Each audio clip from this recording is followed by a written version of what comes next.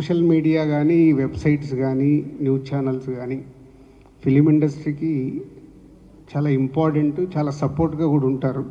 Same time కొన్ని మ్యాటర్స్ని వాంటెడ్లీగా, అంటే మీకు ఎంత మట్టుకు మ్యాటర్స్ తెలుస్తాయో తెలియవు కానీ వయాల వచ్చే మ్యాటర్లు తీసుకొని మీరు వెబ్సైట్లలో రాస్తున్నది కానీ సోషల్ మీడియాలో ఇస్తున్నది కానీ అది ఇండివిజువల్గా డ్యామేజ్ చేస్తాయి.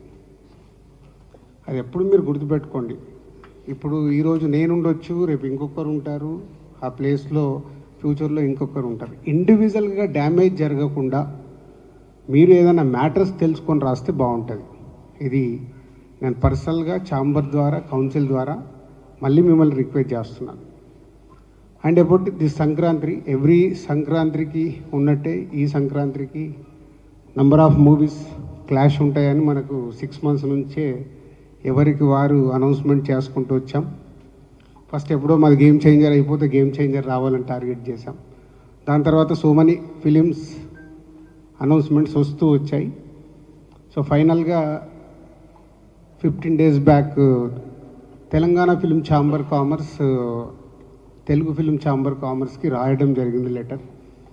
ఒకసారి ప్రొడ్యూసర్స్ అందరితో మాట్లాడదాము, ఒకసారి మీటింగ్ పిలవండి అని. అప్పుడు ఫైనల్గా 5 films, అది మా ఫ్యామిలీ స్టార్ డ్రాప్ అయ్యాక 5 films సంక్రాంతి రేస్లో ఉన్నప్పుడు అందరు ప్రొడ్యూసర్స్ని పిలవడం జరిగింది. ఆ రోజు హనుమాన్ ప్రొడ్యూసర్ గారు అవైలబుల్ లేక వారు ఆ రోజు ఛాంబర్ మీటింగ్ రాలేకపోయారు. సో వాళ్ళ రిప్రజెంటేటివ్ కమ్యూనికేట్ చేశాడు, ఇట్లా ప్రొడ్యూసర్ గారు అవైలబుల్ లేరని. సో ఆ రోజు అందరు ప్రొడ్యూసర్లకి సిచ్యువేషన్ ఎక్స్ప్లెయిన్ చేశాం ఛాంబర్ ద్వారా. సో ఎవరు పాజిబిలిటీ ఉన్నా ట్రై చేయండి. అంటే ఇది మనము ఎవరమో వెనకకెళ్తే తగ్గినట్టు కాదు. ఒక బిజినెస్ ఎక్స్పీరియన్స్గా మా సలహాలు డైరెక్ట్గా ఇలా ఉంటే ఇలా ఉంటుంది, ఇలా ఉంటే ఇలా ఉంటుంది, పండగకు వచ్చినప్పుడు మీకు ఎన్ని స్క్రీన్స్ దొరుకుతాయి, ఇలా ఎక్స్ప్లెయిన్ చేయడం జరిగింది. దాంట్లో సో లాస్ట్ 1 week నేను లేను. సో ఈరోజు రాగానే అందరం కలుద్దామని సో విశ్వప్రసాద్ గారు అండ్ వివేక్ వాళ్ళిద్దరూ మాట్లాడడం జరిగింది. సో వాళ్ళు మాట్లాడి ఉన్న సినారియోలో అంతకుముందు 3 days నుంచి దాము గారు, ప్రసన్న మాట్లాడుతూనే ఉన్నారు.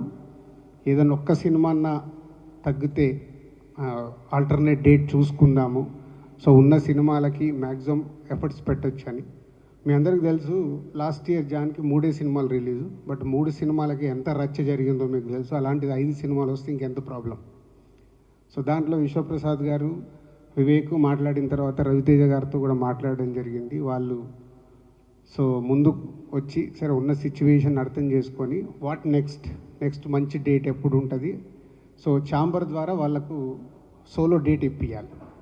సో ప్రొడ్యూసర్స్కి, ఆ సినిమాకి, హీరోకి అందరికీ బెస్ట్ రెవెన్యూ రావడానికి ఛాంబర్ ద్వారా ప్రయత్నం చేద్దామని మేమందరం కూర్చొని ఈరోజు నిర్ణయం తీసుకోవడం జరిగింది. ఫస్ట్ ముందు విశ్వప్రసాద్ గారికి, వివేక్ అండ్ రవితేజ గారికి thank you very much sir.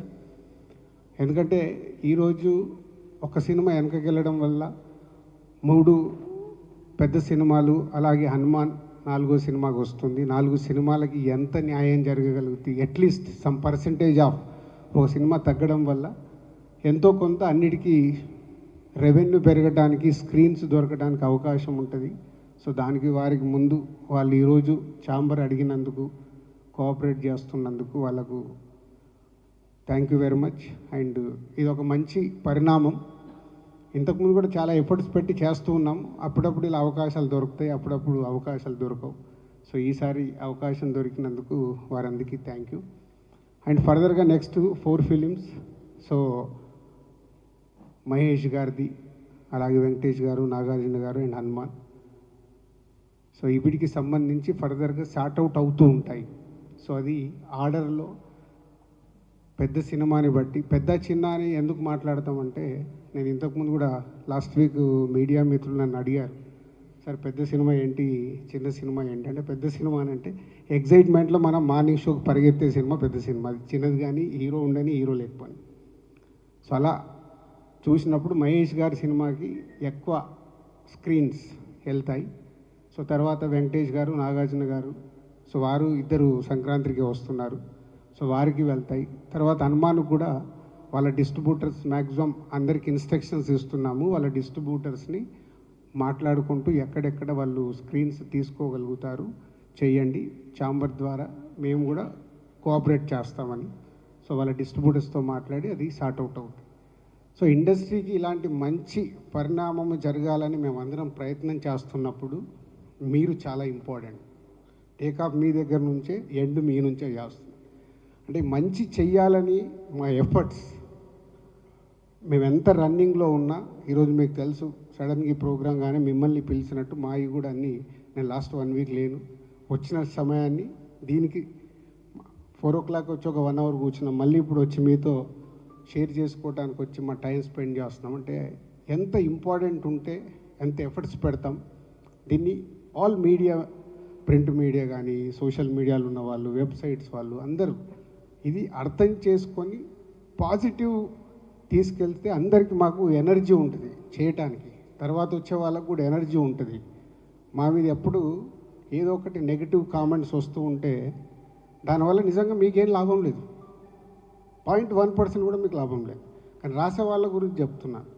Positive ఇస్తే ఆ పాజిటివ్ ఎనర్జీలో ఇక్కడ కూర్చొని పని చేయడానికి ఎంతుజాదం ఉంటుంది. లేకుంటే ఎవరో ఒకరు మీకు అవసరమా, ఇందాక నాకు వచ్చేటప్పుడు ఎవరు అంటూనే ఉన్నారు, ఇట్లా ప్రెస్ మీట్ వెళ్తుందంటే మీకు అవసరమా అని. అరే నేను ప్రెసిడెంట్ అయ్యా, అవసరం లేకుండా నేను కంపల్సరీ ఈరోజు వెళ్ళాలి, నేను వెళ్తాను. మళ్ళీ అక్కడ వాళ్ళు ఏదో అడుగుతారు, మీరు ఏదో అంటారు, దాన్ని నెక్స్ట్ కట్ చేస్తే ఇవేం మ్యాటర్లు ఉండదు, మీ పేరు మీద రేపు అన్నీ ఉంటాయి. కేర్ఫుల్. నేను ఎవరికి క్వశ్చన్స్ ఆన్సర్స్ గురించి వెళ్ళట్లేదు, ఛాంబర్ ద్వారా జరుగుతుంది, ఎక్స్ప్లెయిన్ చేయడానికి వెళ్తుందని చెప్పి రావడం జరిగింది. ఇది మీరు అందరూ అర్థం చేసుకొని ఇండస్ట్రీకి ఉపయోగపడి పని చేద్దాం. Thank you.